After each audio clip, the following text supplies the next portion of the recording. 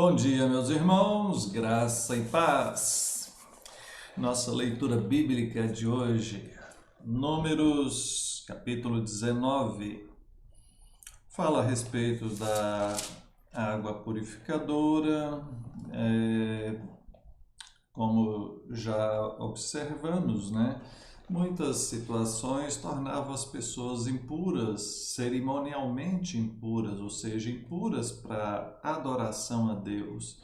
E tinha que fazer a devida purificação, preparação para adorar ao Senhor. Por exemplo, o verso 11 diz que aquele que tocar em algum morto, cadáver de algum homem, imundo será 7 dias. Então, só o fato de tocar numa pessoa morta, ele já ficava imundo por 7 dias, ou seja, 7 dias que ele tinha que ficar isolado, se purificando, e tinha todas as orientações de como era feito isso. E era algo sério. Verso 20 diz assim, olha, quem estiver imundo e não se purificar, será eliminado do meio da congregação. Entramos no capítulo 20, fala a respeito da morte de Miriam. Diz que o povo ficou em Cádiz e ali morreu Miriam e foi sepultada. A partir do verso 2, não havia água para o povo, então se ajuntaram contra Moisés e contra Arão. O povo contendeu com Moisés e disseram: antes tivéssemos perecido lá no Egito, porque nos trouxe para esse deserto. Então Moisés e Arão se foram de diante do povo para a porta da tenda da congregação, se lançaram sobre o seu rosto e a glória do Senhor lhes apareceu. Eu acho, assim, eu fico impressionado com o tanto que esse povo reclama, murmura, se levanta contra Moisés, né? Não recorre a Deus, mas fica só reclamando de Moisés e Arão, que estão sendo ali instrumentos de Deus para guiá-los. E me chama a atenção também como que Moisés e Arão não perdem a paciência, mas eles vão clamar ao Senhor em favor daquele povo, né? Foi o que eles fizeram aqui. Verso 7 diz que o Senhor fala com Moisés: toma o bordão, ajunta o povo, tu e Arão, teu irmão, e diante dele falai a rocha e dará a sua água. Assim lhe tirareis água da rocha e dareis a beber à congregação e aos seus animais. Veja, esse vai ser um episódio marcante na história de Moisés e Arão. O povo está reclamando porque não tem água para beber. Moisés e Arão vão falar com o Senhor. Deus fala que irá tirar a água da pedra, né, da rocha, manda juntar o povo. E aí diz que Moisés e Arão reuniram o povo diante da rocha. Moisés disse: ouvi agora, rebeldes. Porventura faremos sair água desta rocha para vós outros? Ou seja, ele traz a responsabilidade para si, e para Arão faremos, né? Nós faremos sair água dessa rocha. Verso 11 diz que Moisés levantou a mão e feriu a rocha 2 vezes com o seu bordão, e saíram muitas águas, e bebeu a congregação e os seus animais.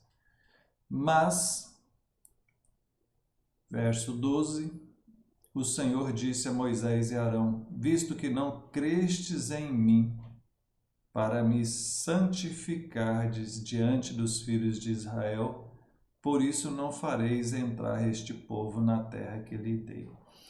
Deus se desagradou da forma com que Moisés e Arão agiram ali, né, quando disse que não visto que não crestes em mim o povo, e não santificou a Deus diante dos filhos de Israel. Ou seja, não deu a devida glória a Deus ali naquele momento. Né? Santificar a Deus é o sentido de exaltar a divindade dele, de Deus, com poder para dar a água àquele povo. Transpareceu mais uma atitude humana ali, talvez uma certa vaidade, né, aparecendo, e todos que lidam com a liderança correm esse risco, seja em qual ministério você for, né, se você faz algo na igreja, se você participa de algum ministério, se você ajuda crianças, jovens, participa da música, é um professor, né, um diácono, presbítero, pastor, missionário, evangelista, etc. Todos nós corremos esse risco. E até mesmo quem não tem um ministério, mas às vezes Deus usa você para fazer algo. E aquilo pode correr a vaidade no coração, né? Aquele momento em que a pessoa se envaidece ali. Tá? Às vezes um elogio, às vezes alguma coisa do tipo. Precisamos tomar muito cuidado com isso, né? A Bíblia diz que aquele que se exaltar será humilhado, mas aquele que se humilha será exaltado. Então, Deus se desagradou profundamente aqui desse fato. Olha só, verso 22, partiram de Cádiz e os filhos de Israel, toda a congregação, foram ao Monte Or. Disse o Senhor a Moisés e a Arão no Monte Or: Arão será recolhido ao seu povo, porque não entrará na terra que dei aos filhos de Israel, pois fostes rebeldes à minha palavra nas águas de Meribá. Então aqui Deus lança a sentença sobre Arão, dizendo que Arão foi rebelde naquela ocasião das águas, saindo da rocha, ficou conhecido como águas de Meribá. E então Arão não iria entrar na terra prometida.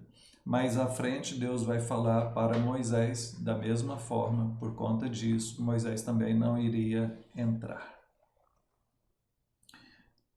Veja, isso não tem a ver com perda da salvação. É bom que esclareçamos isso, tá? Tem a ver com não entrar na terra prometida aqui, tá? Mas não com perda de salvação. Capítulo de número 21. Quero destacar aqui a questão da serpente de bronze, né? Que às vezes não é bem entendido isso. Diz que eles partiram dali em direção ao Mar Vermelho. O povo no meio do caminho se tornou impaciente, começou a falar contra Deus e contra Moisés, verso 5, né? De novo. O Senhor, verso 6, mandou entre o povo serpentes abrasadoras que mordiam o povo, e morreram muitos do povo de Israel.